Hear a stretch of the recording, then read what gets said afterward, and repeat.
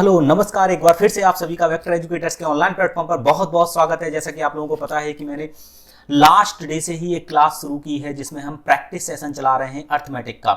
तो उसी को हम आगे बढ़ाते हुए पार्ट 2 को लेकर आए हुए हैं और उसमें हम कुछ क्वेश्चंस को देखेंगे। बढ़िया बढ़िया क्वेश्चन होंगे और जो हमारे एग्जाम पॉइंट ऑफ व्यू से बहुत ज़्यादा इंपॉर्टेंट होंगे। तो साथ बने रहिएगा, लास्ट तक वीडियो को जरूर देखिएगा, ठीक है। और इसके साथ साथ अगर आपको ये पसंद आ रहा है तो अपने दोस्तों के यारों के साथ इनको शेयर भी करते रहिएगा। जहां भी आपको ये लिंक शेयर करना हो, फेसबुक, टेलीग्राम या और भी अदर जगह पे, इंस्टाग्राम वगैरह पे, वहां पर जरूर शेयर करिएगा। और सब्सक्राइब जिन्होंने नहीं किया है वो सब्सक्राइब जरूर कर लें, ठीक है। चलिए क्वेश्चन की तरफ बढ़ते हैं। जैसे क्वेश्चन लिखा हुआ है, two pipe x and y can fill. जैसा कि आपको पता है कि दोनों ही भाषाओं में क्वेश्चन लिखा है और दोनों ही मीडियम के छात्रों के लिए ये वीडियो है। X and Y can fill an empty tank in 16 and 24 hours respectively. Ravi opens these two pipes simultaneously. After 8.8 by 3 hours, we come back and see that there was a leak in the tank. He stopped the leakage and thus tank took 48/5 hours to be filled completely. After closing the leak, in what time leakage will empty the filled tank? बहुत आसान सा question है, समझिएगा, बड़े ध्यान से समझिएगा। Question में क्या लिखा हुआ देखो। क्वेश्चन कह रहा है आपसे कि ए यानी कि x और y ये 16 और 24 आवर्स में कंप्लीट फिल कर सकते हैं। तो मैं, जैसा कि आपको लोग पता है कि इस तरीके के क्वेश्चन को सॉल्व करने के लिए हम टोटल यहाँ पर कैपेसिटी मानते हैं, वो इन दोनों का एलसीएम लेते हैं। वो कितना आ जाएगा हमारा, यहाँ पर हम ले लेंगे 48। अब इसकी एफिशिएंसी यहाँ से कितनी आ जाएगी, 3। इसकी एफिशिएंसी कितनी आ जाएगी, 2। यानी कि x वाले पाइप की एफिशिएंसी 3 है और y वाले पाइप की एफिशिएंसी 2 है। यहां पर ये बात आपको अच्छे से समझ में आ गई होगी, ठीक है। क्लियर हुई इतनी बात। चलिए इसके बाद हम लोग देखेंगे कि अब इसने कहा क्या है। इसने ये कहा है कि वह 8/3 घंटे के बाद वह वापस आता है और देखता है कि टैंक में रिसाव हुआ था, यानी कि रिसाव भी चल रहा था, उसे पता ही नहीं था।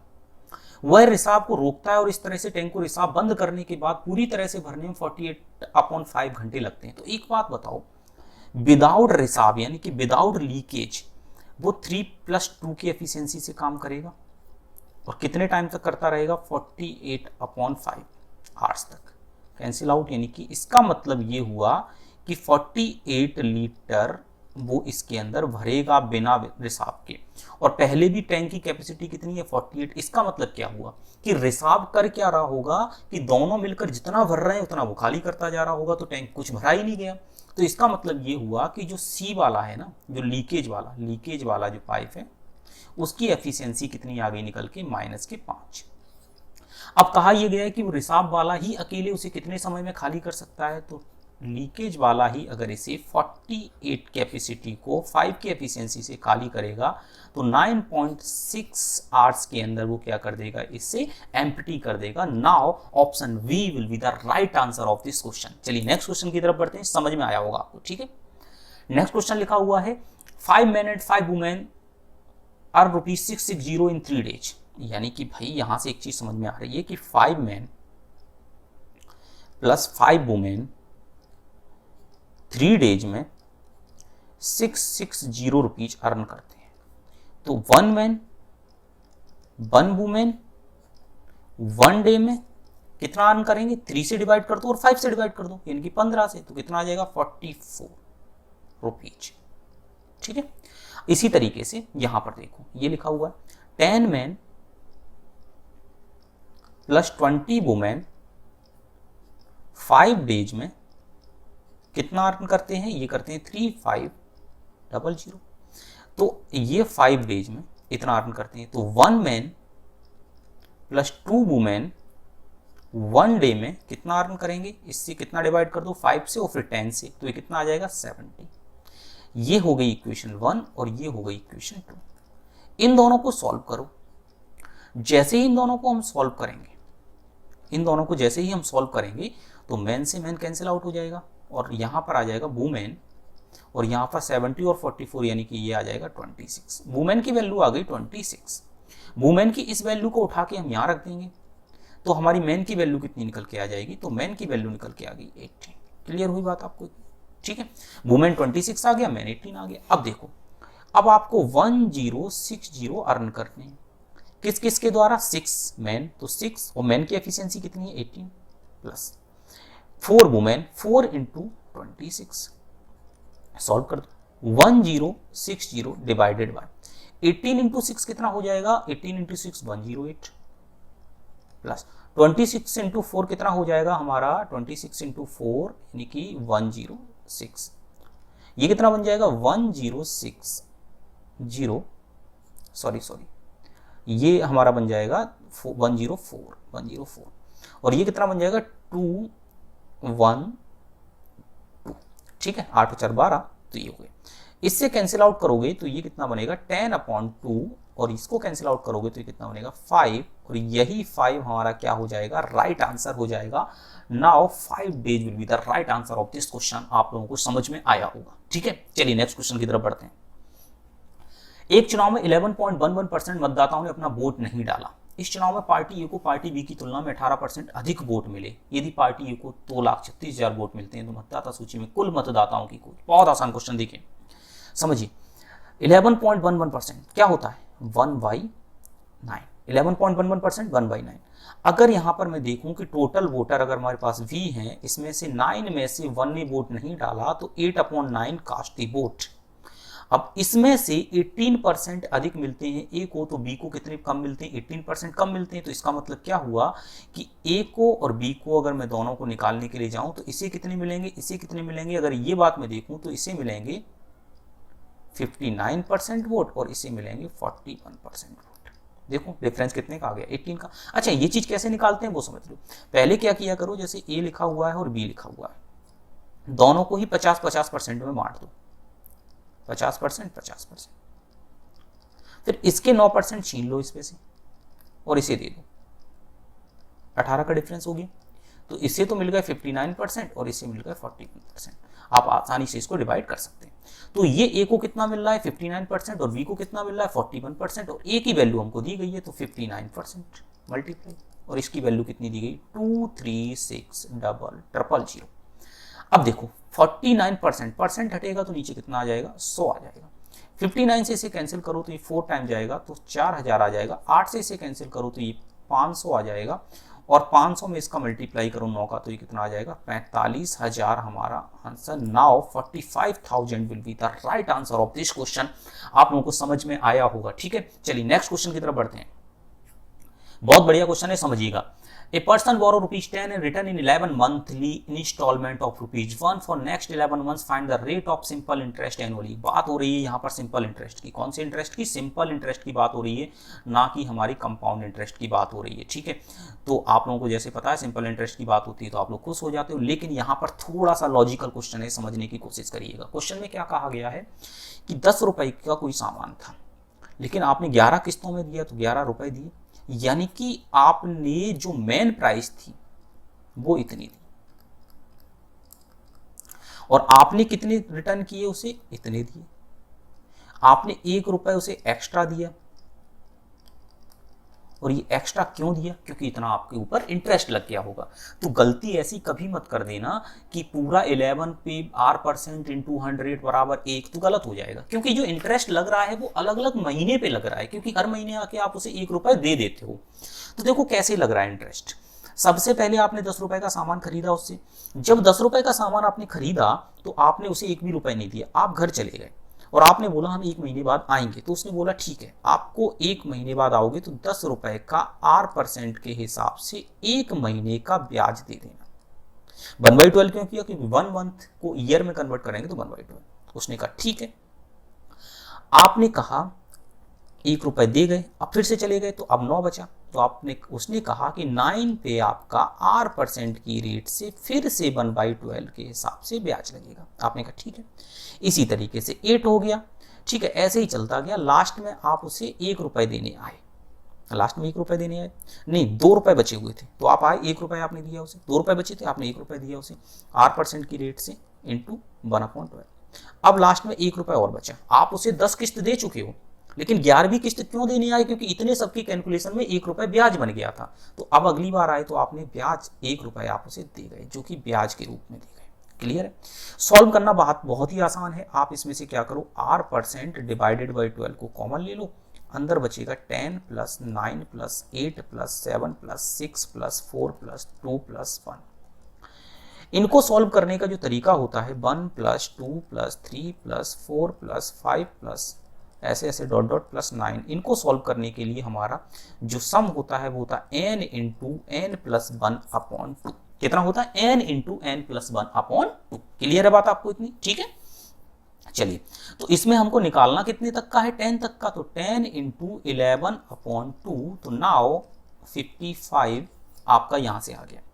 तो अब देख लो, तो 55 × r% अपॉन 12 = 1, इसे सॉल्व कर दो तो r% = 12 अपॉन 55 × 100%।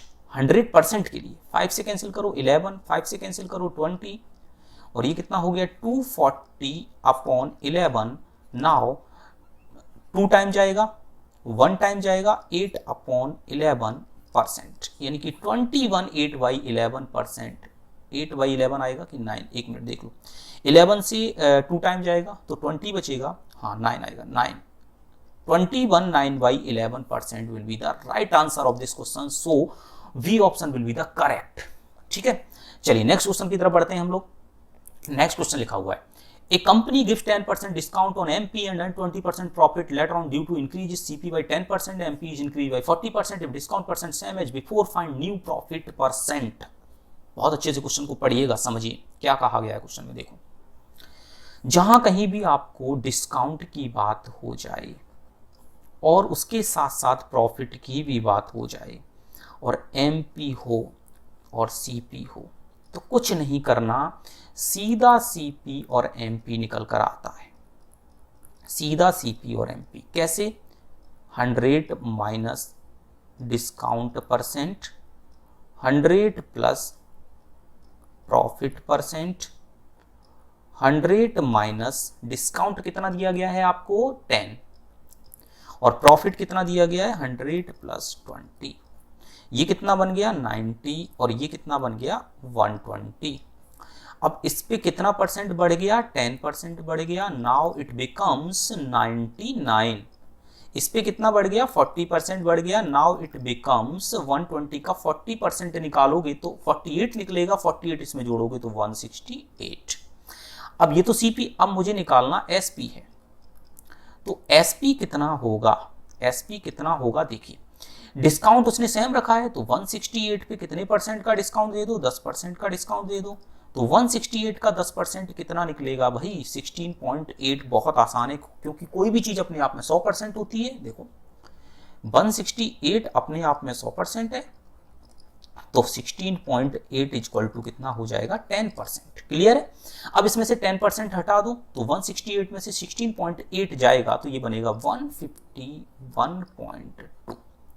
अब ये सीपी हो गया, ये एसपी। प्रॉफिट निकालना आसान है, इनका difference 52.2 divided by 99 into 100%। Solve कर दो इसको, सॉल्व करेंगे तो ये एक जीरो से ये पॉइंट खत्म हो गया, तो ये आ जाएगा 522 इंटू 10 डिवाइडेड बाय 99।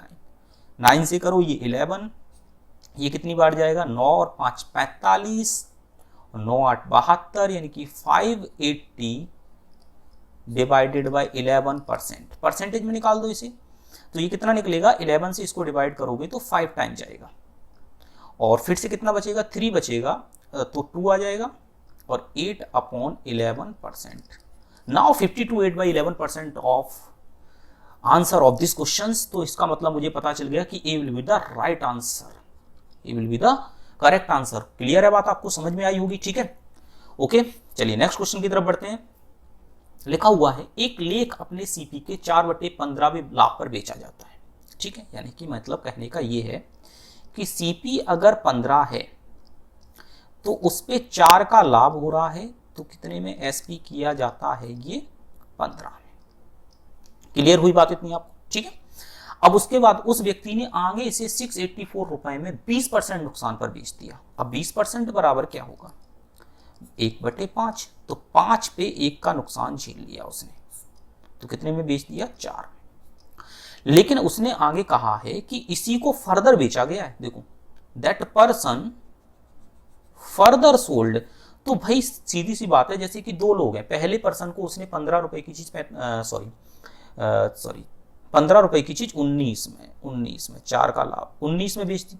अब इस पर्सन ने 19 रुपए वाली ही चीज तो आगे बेची होगी, जो भी लॉस वॉस जो भी कुछ हुआ हो। तो इसका मतलब ये हुआ कि ये तो इनिशियल सीपी है, ये इनिशियल एसपी है, ये फाइनल सीपी है, ये सीपी ऑफ फाइनल, और ये एसपी ऑफ फाइनल। ठीक है, तो ये यहां से हमको एक बात पता चली कि SP I equal to CP F होगा कि नहीं होगा। ठीक है, तो अब इन दोनों को बराबर करने के लिए हम क्या करेंगे, हम पहले तो दूसरा पेन ले लेंगे, दूसरा पेन हम ब्लैक ले लेते हैं। अब यहां पर हम 5 का मल्टीप्लाई करेंगे, और यहां भी हम 5 का मल्टीप्लाई करेंगे, और यहां हम 19 का मल्टीप्लाई करेंगे, और यहां भी हम 19 का मल्टीप्लाई करेंगे। ये कितना बन जाएगा, 75 बन जाएगा, और ये कितना बन जाएगा, 95 बन जाएगा, ये भी कितना बन जाएगा, 95 बन जाएगा। अब हमको पता चल गया कि सीपी और एसपी यहां पर बराबर हो गए, और ये कितना बन जाएगा, 76 बन जाएगा। क्लियर है इतनी बात आपको। अब उसने हमको 76 की वैल्यू दी है, क्योंकि उसने बोला है ना आगे से 684 रुपए में 20% नुकसान पर बेच दिया जाता है। बेचने यानी कि ये एसपी की वैल्यू दी है, फाइनल एसपी की वैल्यू। ये हमारा क्या है, एसपी है हमारा फाइनल वाला। तो देखो, तो 76 रेशियो की वैल्यू हमको दी गई है 684। तो 1 रेशियो की वैल्यू कितनी आ जाएगी हमारी, 684 डिवाइडेड बाय 76। ये कितनी बार जाएगा, 9 टाइम चला जाएगा, ये 9 आ गया। अब पूछा क्या है, तो उसने पूछा है कि बताओ लागत मूल्य और इस व्यक्ति के लेख के एसपी का अंतर ज्ञात करो, यानी कि इस वाली वैल्यू और इस वाली वैल्यू का डिफरेंस निकालना है।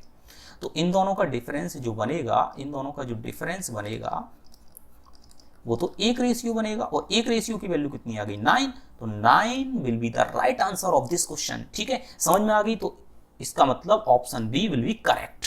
ठीक है, समझ में आई, समझ पा रहे हो, गेटिंग माय पॉइंट हियर। चलिए नेक्स्ट क्वेश्चन की तरफ बढ़ते हैं। क्वेश्चन लिखा हुआ है कितने तरीके, यानी कि इसका मतलब परम्यूटेशन एंड कॉम्बिनेशन का क्वेश्चन है, समझिए। In how many ways can 5 boys and 3 girls be seated in a row such that all the girls do not sit together? बात समझने की कोशिश करिएगा। क्वेश्चन में क्या कहा गया है कि सभी जो लड़कियां हैं वो एक साथ ना बैठे, 5 लड़के और 3 लड़कियां हैं। तो एक बात बताओ, एक साथ ना बैठे, एक साथ ना बैठे को क्या मैं ऐसे बोल सकता हूं, sit always together, sit always together, कोई समस्या?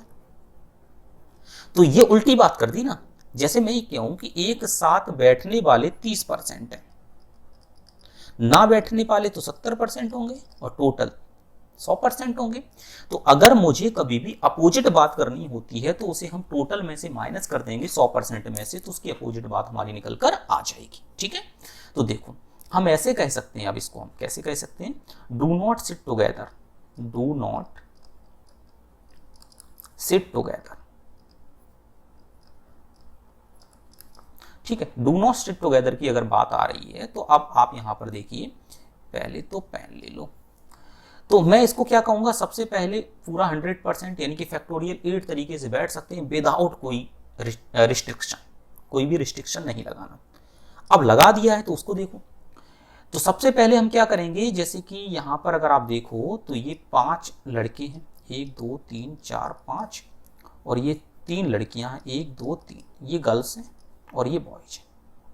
तो बॉयज में तो कोई कंडीशन नहीं, गर्ल्स में एक साथ बैठे, हमने क्या सोच लिया, एक साथ बैठे, तो इनको 6 मानेंगे टोटल, ये 5 और इसको 1 मान लेंगे, पूरे को 6 हो गया। तो फैक्टोरियल 6 तरीके से, लेकिन ये भी तो अपने भी 3 तरीके से चेंज हो सकती हैं, तो फैक्टोरियल 3 तरीके से। अब इसे 8 में से माइनस कर देंगे तो क्या निकल के आ जाएगा, डू नॉट सिट टुगेदर। ठीक है, अब सॉल्व करना बड़ा ही आसान है। देखो हमेशा आपको याद रखना है, फैक्टोरियल 1 1 होता है, फैक्टोरियल 2 2 होता है, फैक्टोरियल 3 6 होता है, फैक्टोरियल 5 24 होता है, 5 120 होता है, और फैक्टोरियल 6 हमारा 720 होता है। इतने तो आपको याद रखनी है, वैसे फैक्टोरियल 7 भी रखो, 5040 होता है। अब देखो फैक्टोरियल 8 है, इसे हम लिख सकते हैं 720 इंटू 8 इंटू 7, माइनस फैक्टोरियल 6 है, इसको भी हम लिख सकते हैं 720 इंटू 6। क्लियर है बात आपको? 720 यहाँ से मैंने बाहर ले लिया, तो ये हो गया 56 माइनस के 6। नाउ 720 इंटू 50 तो नाउ आंसर बिकम्स 36,000। तो 36,000 will be the right answer of this question. ठीक है, तो option c is correct. Clear हुई बात, आपको समझ में आया? मतलब उसने बोला sit, do not sit together, मैंने बोल दिया सिट, ऑलवेज सिट टुगेदर। ठीक है, और उसको फिर मैंने टोटल में से माइनस कर दिया, आंसर निकल के आ गया। ठीक, चलिए क्वेश्चन है 24 लीटर के एक तिहाई का 75% दूध, 32 लीटर के एक चौथाई का 62% दूध और 40 लीटर के पांचवें हिस्से का 63 दूध को एक साथ मिलाया जाता है। तो देखो सबसे पहले तो देख लो 24 लीटर के एक तिहाई। अब 24 का एक तिहाई करोगे तो 8 निकलेगा। देख लो ये है 24, इसका एक तिहाई करो। ठीक है, तो ये कितना बनेगा, यहां पर करो तो 24 इंटू 1/8, सॉरी 1/3 8 निकलेगा। ठीक है, दूसरे पे आ जाओ 32 और इसका क्या करो 1/4 करो, 1/4, तो 32 इंटू 1/4 ये भी कितना आ जाएगा 8। यहां आ जाओ 40 इंटू 5, तो इसका भी 40 इंटू 1/5 करो, कितना आ जाएगा 8। टोटल कितना हो गया 24 लीटर। ठीक है, अब इन तीनों को एक साथ मिला दिया। जब इन तीनों को एक साथ मिला दिया, मिक्स टुगेदर, तो इसके अंदर मिल्क कितना बचेगा, तो देखो मिल्क आ जाएगा इसके अंदर कितना 75% प्लस 62% प्लस 63% डिवाइडेड बाय 3। 3 क्यों करेंगे, क्योंकि तीनों को मिलाया है तो एवरेज ही तो लेंगे। तो ये कितना हो जाएगा हमारा, ये बनेगा हमारा 200/3%। Now 66 2/3% equal to 2/3। अब यहां से अगर मैं देखूं तो ये तो हमारी फर्स्ट कंडीशन हो गई। तो अब मैं देखता हूं, अब मैं यहां देखूं तो अगर मैं फर्स्ट कंडीशन में देखूं तो मिल्क और वाटर का रेशियो हमारा कितना बनेगा, ये मिल्क हमारा कितना आ जाएगा इसमें 2 और वाटर कितना आ जाएगा 1। अब बाद में आफ्टर रिप्लेसमेंट ये कितना हो जाएगा, आफ्टर रिप्लेसमेंट 4:5, 4:5। एक बात बताओ, आप चेंज किसको कर रहे हो, पानी को कर रहे हो, मिल्क को तो कर नहीं रहे हो। कितने लीटर को शुद्ध पानी से बदला दिया है। अब पानी को कर रहे हो तो इसका मतलब मिल्क में कोई चेंज नहीं आएगा, और जब मिल्क में कोई चेंज नहीं आएगा तो इसका मतलब ये हुआ कि मिल्क यहाँ पर चेंज नहीं होगा। तो मैं इसे कितने से मल्टीप्लाई कर दूं कि मिल्क बराबर हो जाए 2 से। क्लियर, तो ये बन गया हमारा कितना 4:2 और ये तो हमारा रहेगा 4:5। अब इसमें से तो निकल चुका है, इसमें मिल गया आगे, तो एक्चुअल में जो हमारे पास कंटेंट बचा वो 4:5 टोटल बचा। तो 4 और 5 की वैल्यू 9 दी गई है, 4 और 5 की वैल्यू 9, और यहां पर डिफरेंस कितने का आ गया 3 रेशियो का। तो 9 रेशियो की वैल्यू तो हमारे पास दी गई है 24 लीटर। ठीक है, ये तो 3 रेशियो की वैल्यू कितनी आ जाएगी 24/9 इंटू 3।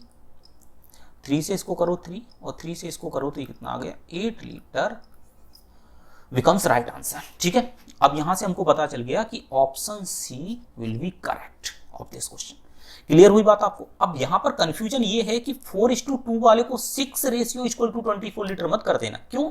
क्योंकि साफ साफ लिखा हुआ है कि उसमें से हम क्या निकाल देते हैं, उसमें से हम निकालते हैं फिर दूसरे में मिलाते हैं, तो मिलने के बाद एक्चुअल में उसमें तो कम हो गया ना, उसमें टोटल कहां बचा, बाद वाले में टोटल बचा। इसलिए 4:5 यानी कि 9 रेशियो को हम यहां पर लेकर चलेंगे। ठीक है, चलिए अच्छा नेक्स्ट क्वेश्चन हमारा लिखा हुआ है, ये एवरेज का क्वेश्चन है। देखो कहा गया है हमसे कि the average of 33 number is 74, the average of the first 17 number is 72.8, that of last 17 number is 77। अच्छा 17 को 2 बार ले लिया है। ठीक है, if the 17th number is excluded then what will be the average of remaining numbers. देखो सबसे पहले देखो 17 इंटू 72.8 ये टोटल हो गया, प्लस 17 इंटू 77.2 ये टोटल हो गया, ये टोटल नंबर आ गया। और अगर मैं यहां से देखूं तो 74 इंटू 33 ये टोटल हो गया। ठीक है, अब मैं बड़े आसानी से इस क्वेश्चन को सॉल्व कर पाऊंगा। देखो किस तरीके से, अगर मैं इसमें देखूं तो 17 कॉमन ले लूं तो अंदर कितना बचेगा 72.8 और 77.2 यानी कि ये हो जाएगा 150 माइनस 74 इंटू 33। क्लियर है बात आपको। अब यहां से आप देखो कि 17 इंटू 150 को मल्टीप्लाई, तो 15 7 कितना 105 का 5 आ जाएगा, और 10 कैरी बचा, 15 एकम 15 और 10 इसमें जोड़ दोगे तो 25 आ जाएगा, तो 0 माइनस 74 इंटू 33 है, तो देखो इसको कैसे करोगे, तो 74 इंटू 3 इंटू 11 लिख सकते हैं ना इसे।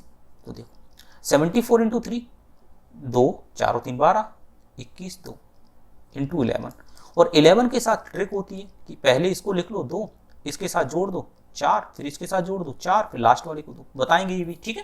तो ये कितना आ गया निकल के 2442। अब इसको डिफरेंस निकालो, 2550 में से 2442 जाना है। अगर आप ये सोच लो कि 2550 में से 2440 जाना है तो कितना बचेगा 110, लेकिन 2 और जाना है तो कितना बचेगा 108, यानी कि जो हमारा 7th नंबर है वो हमारा 108 है, जो एक्स्ट्रा आ रहा था उसको हटाना है अब आपको। तो एक बात बताओ, सबसे पहले तो आपके पास जो 7th नंबर है वो निकल कर आ गया। अब मैं इसको हटा देता हूं, किस में से हटा देता हूं मैं इसको, इसमें से। टोटल कितना निकल रहा था 2442, तो इसमें से हम हटाएंगे, तो now sum of 32 number is equal to 2442 minus 108। ये कितना बनेगा, 100 हटा देंगे तो 2342 बनेगा, और 8 और चला दो इसमें से तो 2334। क्लियर है बात आपको, ठीक है। अब इस 2334 हमारे पास टोटल बचा, तो एवरेज ऑफ 32 नंबर्स, ये कितना बन जाएगा 2334 डिवाइडेड बाय 32। इसको सॉल्व करो, इसको सॉल्व करेंगे तो कैसे बनेगा, देखो सबसे पहले 2 से कैंसिल आउट करो, 1 1 1 6 और 7 1, तो यहां से कितना फिर 1, तो ये 13 हो गया 6, और यहां से 7, ये कितना आ गया 16। 16 से करो, 16 से 7 बार जाएगा, 16 से कितनी बार जाएगा 7 बार, ठीक है। अब इसके बाद जो भी है उसके बाद कितनी बार जाएगा 2 बार, 0.9, आगे सॉल्व करना ही नहीं है, तो आंसर कितना आ गया 72.9 will be correct answer of this question. तो हमको समझ में आ गया option A will be the right answer. Clear हुई बात आपको, क्लियर है, getting my point here, okay. अगर समझ में आ रहा है तो लाइक जरूर कर दीजिएगा और शेयर जरूर करना है इसको, ठीक है। चलो नेक्स्ट क्वेश्चन लिखा हुआ है, there are 2 container a and b, a contains mixture of milk and water in the ratio 3:1 and B contains 75 liter of pure water only. 75 liter of mixture from is taken out and mixed in V so that final ratio of milk and water in the B is 3:7. Find the value of I. देखो सबसे पहले तो इसको हम समझ लेते हैं allegation से। अगर मैं पहली वाली कंडीशन की बात करूं तो इसमें मिल्क कितना है, तो आप कहोगे 3 + 3 + y, ये 3 है। दूसरी वाली कंडीशन में मिल्क कितना है 0, और अब कितना बन जाता है 3/10, ठीक है। यहां पर 75 लीटर शुद्ध पानी है और 75 लीटर मिश्रण को बाहर निकाला गया है, तो इसका मतलब दोनों जगह 1:1 का रेशियो। अब यहां से इसको सॉल्व करेंगे तो ये बनेगा 3/10, तो 1 की वैल्यू अगर 3/10 है तो इसकी वैल्यू भी कितनी आ जाएगी 3/10। क्लियर है बात। अब इसे सॉल्व कर दो, देखो अगर ये वैल्यू हमारी छोटी है तो ये बड़ी होगी, इससे एक छोटी रहती है एक बड़ी रहती है, तो अगर ये बड़ी है तो हम इसको क्या लिखेंगे 3/10, अगर ये छोटी है तो ये बड़ी होगी, तो 3/10 सॉरी इसमें से इसको माइनस करेंगे 3/3 + y, ठीक है। 1 मिनट रुकिएगा,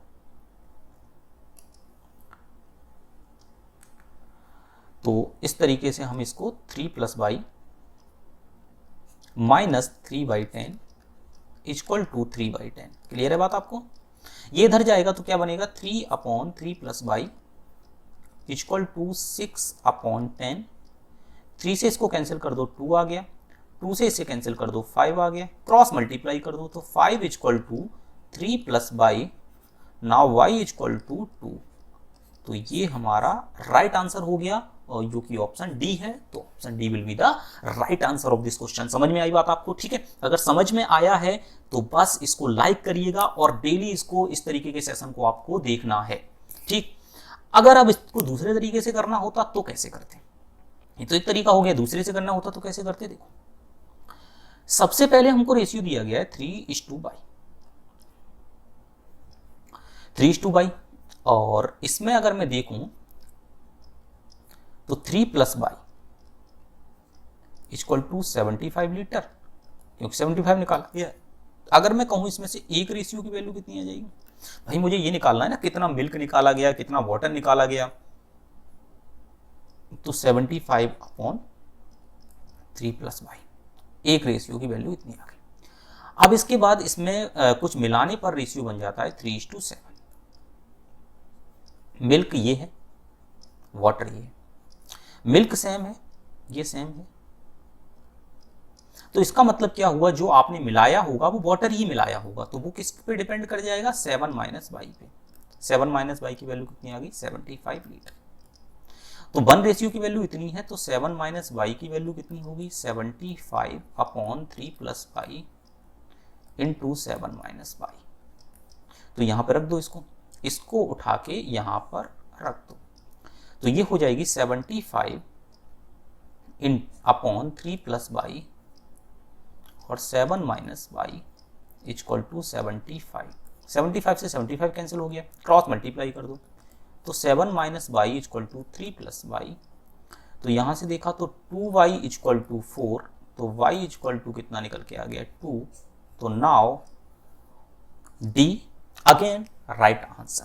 ठीक है, समझ में आई बात, आपको समझ में आया होगा किस तरीके से क्वेश्चन सॉल्व करना है। ठीक है, इसी तरीके से आज का ये लेक्चर हमारा यहीं पे समाप्त होता है। नेक्स्ट लेक्चर आपको नेक्स्ट डे मिलेगा, इसी टाइमिंग पे बने रहिएगा और ज़्यादा से ज़्यादा लोगों को जोड़ने की कोशिश करिएगा, तो हमारा मोटिवेशन बढ़ेगा। हम और भी एक अच्छी सीरीज लेकर आएंगे जहाँ पर फाउंडेशन कोर्स होगा हमारा। Okay, thank you so much.